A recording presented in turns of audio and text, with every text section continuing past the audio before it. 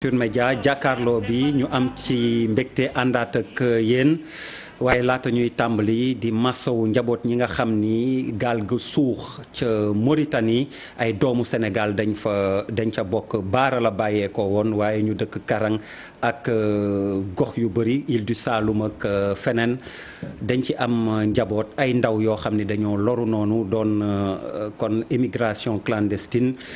Loolu dal leen si muy musiba boo xam ni ñu ngi leen koy masawu njaboot yooyu kon di leen jaal ñooñu nga xam ni ñàkk nañ leen ñàkkul ba dinañ ci ñëwaat beneen jàkkaarloo ndax loo xam ni la it waruñu ci lot di wax ak di ci jéem a indi saafara. Ñu def choc de la semaine tour de table bu njëkk bi ñi ngi koy jagleel Guy Marius Sagna ay bés bi yëpp. bangee nañ retour de parquet mujj nañ am mandat de dépôt maanaam dellu moom bu dee moom dellu na kaso Rebeuss am na ñoo xam ni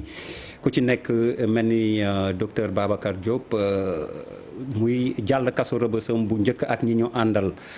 ñu bëggoon ci taataan gis-gisu jàkkaarloo bi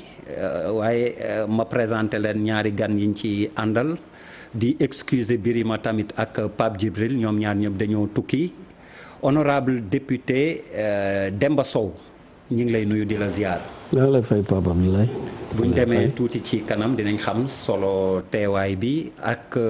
nga feggoo ak Aïda Niang soxna Aïda Niang moom ci M23 la bokk moom mooy coordinatrice. waaw mouvement des jeunes. conseillère municipale nga tamit Liberté. Sicap Liberté voilà. alors ni mu leen ko waxee Guy Marius Sagna honorable député noo gisee niñ leen jàllalee kaso Rebeuss comme ñëpp xam nañ péripéties yi affaire bi pour mu gaaw comme dañuy baral jàkkaarloo bi. waaw baax na kon comme pour mu gaaw retour de parquet la justice suit son cours quoi li mu tàmbali woon.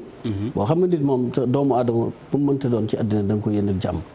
mais en même temps aussi réew lu koy doxal mooy ay règles. ay lois. waaw bu état jàpp ne moom violé na la loi procédure bi tàmbali fu mu nekk. man mënuma juger mënuma wax benn justice bu nekk en cours quoi. waaw mais ndax bi tuuma yi ñu leen teg tamit saful safaanoo dem ci grille palais ba. waaw mooy juge d'instruction mujj la ci fekk. waaw mooy li ma la wax rek xam nga moom bu xamoon ne lii lay jur mën naa mu bañ a def action boobu te mën na jaay ne woon yokkum électricité bi andu ci. bu xamoon lii lay jur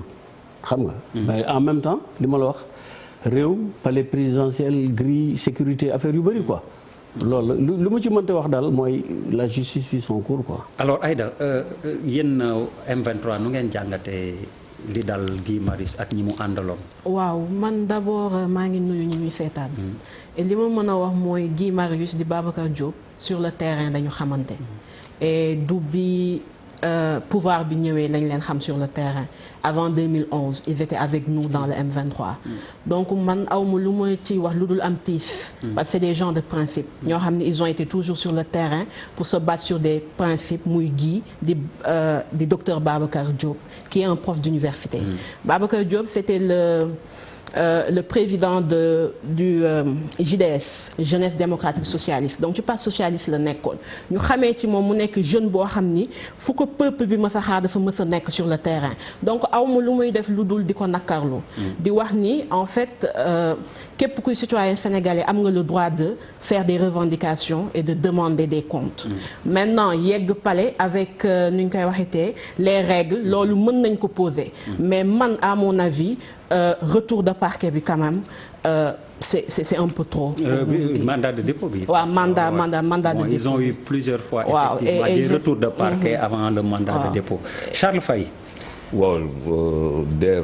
peut-être dinaa may rek boobu parce que xam nga aussi nous sommes quelque peu perturbés. du moins perturbés boobu la dira mieux que moi par rapport à Pape Hann. koo xamante ne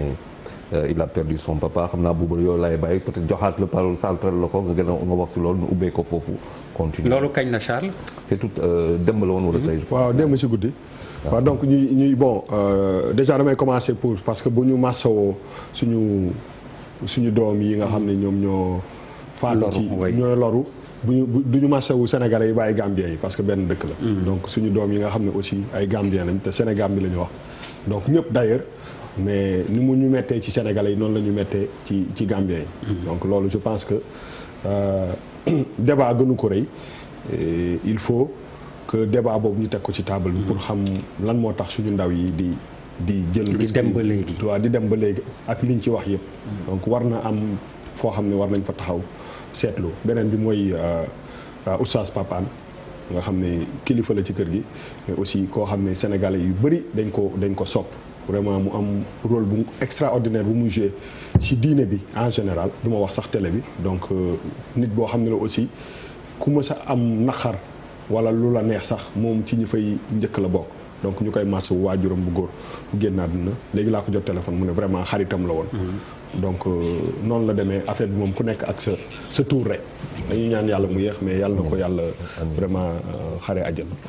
comme man boobu yëguma ko woon ma yokkal la it nee nañ Malang Sonko di liggéey ak ñun technicien. ah oui oui moom it waajuram bu jigéen dafa wàññeeku ñu koy masawu di ko jaale ni ñuy jaale ak masawu Pape Hann oustaz. dëgg la parce que xam nga xam nga am na loo xam ne dañ ciy sant yàlla. parce que soo nekkee ci benn groupe liggéeyukaay. boo xam ne mën nañ xayma ñi fi liggéey nekk ci ñeenti téeméer maanaam 400 quelques personnes du ñàkk yu bëri yi day récurrent parce que moom laay wax rek ku nekk ak sa tour donc muy nekk yoo xam ne des fois day dalandoo daaw vivre nañ fi ay moments yu difficile mais àddina moo demee noonu donc ñoom ñëpp ñu ngi leen di ñaanal war ci taxawaay bu rëy pour ñëwaat ci mbirum gii keroog dafa toog fii quand même mu remercier ñu ci taxawaay bi ñu taxawoon si biñ ko téyee la dernière fois j'avoue que effectivement institution yi lañu donc képp ku nga xam ne peut-être jalgati nga ko amuñu pour aussi di la ci ñaax pour nga gën ko def mais li ëpp solo mooy li taxoon mu jóg mooy que suñu courant yi dafa cher nit ñaa ngi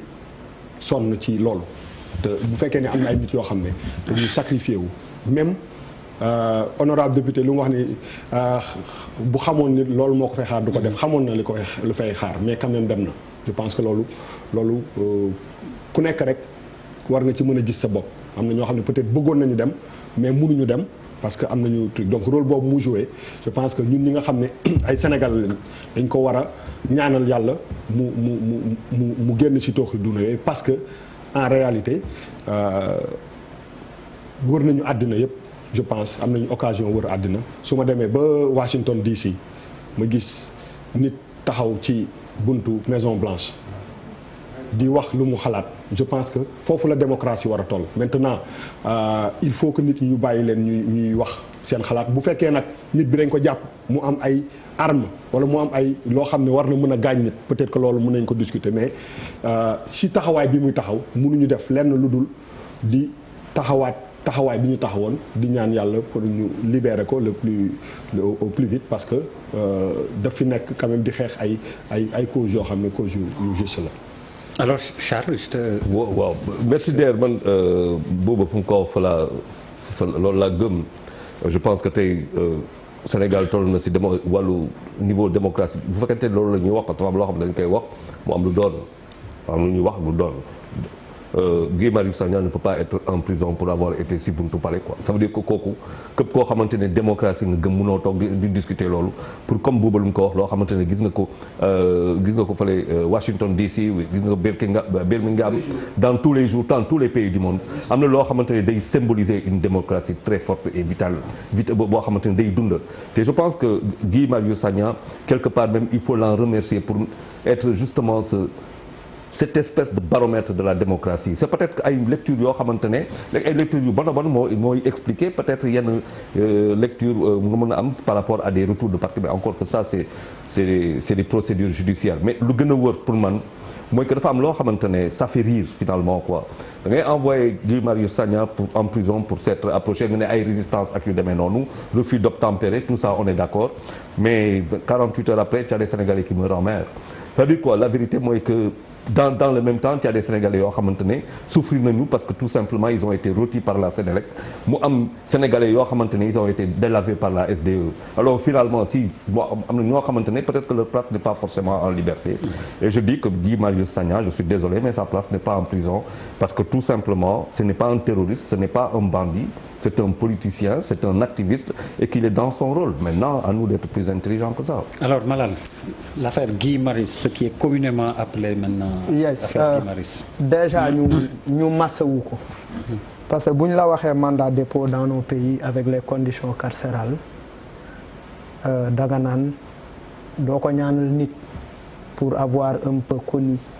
lan mooy kaso ak lan mooy mandat dépôt ak ñi dund mandat dépôt palais bu nit amee lu ko naqari magistrature suprême bi président de la République la kër gi palais la donc c'est une manière de dire écoute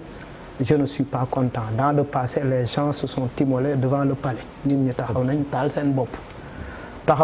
seen bopp yàggul dara même des gens du pouvoir yi bokkoon ci pouvoir bi kontaanuñu dem nañ taxaw palais ils ont été dispersés par des lacrymogènes et pourquoi ces gens-là n'ont pas connu le même sort que Guy Marius Sagna beneen mbir bi ci topp il pose le problème de la hausse de l'électricité courant bi lañ yokk courant bi buñ ko yokkee effectivement dafay yokk précarité ci biir dëkk bi précarité bu amee ñëpp xam nañ ni ndaw ñi de li Guy Marius di kaas yëpp c'est pour l'emploi des jeunes c'est pour la bonne gouvernance des ressources c'est pour tel loolu moom moo ñu indil tey ay ndaw des Mauritanie ay boy yu dëkk Caaroy la yu dëkk Yëmbal yu dëkk Pikine yu dëkk Guédiawaye dëkk biir Dakar dëkk ci dëkku àll yi parce que en fait mënatuñu supporter la situation précaire de ce pays-là donc en fait je pense que c'est très indigne ñu jàpp ku mel ni Guy Marius Sagna yóbbu ko kaso pour comme ça alors que c'est pas un trafiquant de faux billets on devrait beaucoup plus s'indigner d'avoir un député qui en fait qui fait dans les faux billets c'est beaucoup plus indigne d'entendre des responsables de ce pays qui disent que li ma xam ci dëkk bi gouvernement bi ay trafiquants de drogue lañ etc. Il y en a des trafiquants de drogue de hautes personnalités l'ont dit et elles n'ont pas été inquiétées donc en fait je pense que la réponse doit être le 13 nit ñi mobiliser wu au niveau de la place de l'Obélisque pour remettre effectivement cette même manifestation parce qu'il s'agit d'une électricité qui est haussée alors que warul demee noonu. Merci Malal alors Papis. waaw fii li gars yi yëpp wax li nga xam mooy consensus bi dans un premier temps mooy on ne lui souhaite pas. ñu ko ñaanal mu am courage bu bëri et puis gaaw fa génn. La dernière fois par exemple bu mu toogee biñ ko avant ñu koy jàpp nii. bële. Quand on a fait le tour de table je disais dans l'ironie quoi may ironiser ma ne non xam naa day toog perturbé. gars yi ne non booy daf ñu lakkal quoi jàpp ko dugal si biir dama doon ironiser pour dire que ne l'arrestation ne s'explique c'était un peu sévère par rapport ak disproportionné voilà c'était ça le mot mais avant la dernière fois il était assis ici bu la rappelé léegi di wax ne il nous remercier c'est pas la peine de nous remercier c'est-à-dire que bu fekkoon dafa tudd ñoo ko bàyyi toog fii mu def la même chose moi j'aurais pris la même position waaw c'est pas qu'il s'appelle Guy Marius ou autre chose principe la ñuy défendre mënuma nangu nekk dans un Sénégal boo xamante ne yëngal gris war na la mën a yóbbu kaso man je ne le pense pas franchement man loolu xalaatuma ko kii dafay wax parfois mais boo demee États-Unis comme nit booy tànn roy da ngay roy si lu gën a baax te dañoo choisir nekk un pays démocrate aux États-Unis c'est tous les jours c'est-à-dire amul benn jour bu ñu tëb ku ñëwul White House di wane naqaram parce que mooy symboliser l'autorité suprême du pays c'est juste dans la symbolique mais yëngal gris pare daanelul pare bi imagine si dañoo yokkoon gii dafa ñëw ne nañu yokk yëngal gris yi est-ce que dañ ko jàpp je ne le pense pas l'exemple est fou mais ça justifie un peu que mu bañ ko war a yóbbu à ce niveau quoi donc dans tous les cas ni ñu delluwaat à des proportions beaucoup plus acceptables comme dañoo choisir démocratie dafa am lu mu àndal il faut que tu l'acceptes je dis à chaque fois ni marche ni manifestation du daaneel régime leneen moo koy daaneel c'est pas des activistes wala ay mouvements spontanés ponctuels non il faut revenir à la réalité et puis bon xawal di jéggale yenn saa quoi parce que nous sommes dans une réalité démocratique. bon Papis yaa wax luy daaneel régime ndax ndox mi. loolu dama ci bëggoon a yokk lu ndaw rek. waaw pour wax que ni quand même bu doon 1000 personnes 100 personnes 200 personnes à la limite nan la 5 wala 10 personnes wala xaw ma 15 personnes xaw ma ñaata la ñu mën a demee ba palais c'est parce que dañ leen bàyyi ñu dem foofu. xam nga loolu tamit dafay remettre en question beaucoup de choses. Ouais, la défaillance sécuritaire. non mais même la défaillance non même peut-être aussi c'est fait sciemment c'est-à-dire que bàyyi leen ba ñu egg foofu tout ça pour man c'est des trucs discutables. thèse bi boobu wax de dégg naa ko. thèse bi tamit xam nga parce que nit ki bu ñu demee ba foofu quand même dañuy toog fii pourtant di kañ suñu police suñu gendarmerie suñu renseignements généraux je ne pense pas que ñu ignorer fu Guy Marius Sagna nekk ak fu mu dem. ak quelques personnes miettes de nit yooyu mënoon nañu leen arrêter parce que effectivement peut-être egg ci palais bi ñun ñëpp duñ ko cautionner à 100% mais wax fa dëgg yàlla bu ñu ko jàppoon bàyyi tey ko benn genre sursis de 1 mois wala dara. mais peut-être que nit nañ comprendre mais comme je pense que charge bi nga ko teg nii ça ne sert à rien. alors une manifestation. alors Charles pour jouer aux prolongations. waaw ça veut dire gis nga boobu je suis tellement d'accord avec toi xam nga 1000 personnes ñu dem palais 100 000 2000 personnes dafa ute ak kenn xam nga la plus belle image de démocratie d'un pays. mooy que ne ñëw toog devant le palais. parce que c'est sa maison. ok c'est sa maison ñoo toog am lu muy revendiquer c'est une belle image de la démocratie. merci Charles bon je voulais embrayer sur li Papis wax parce que moo junj naan lu nguur gi ragal ci affaire yu ne ndax ndox mi dañu ragaloon mu ëpp loxo matukaay bi ci njiitu réew mi jël décret la génne boo xam ni bés ni ki tey ba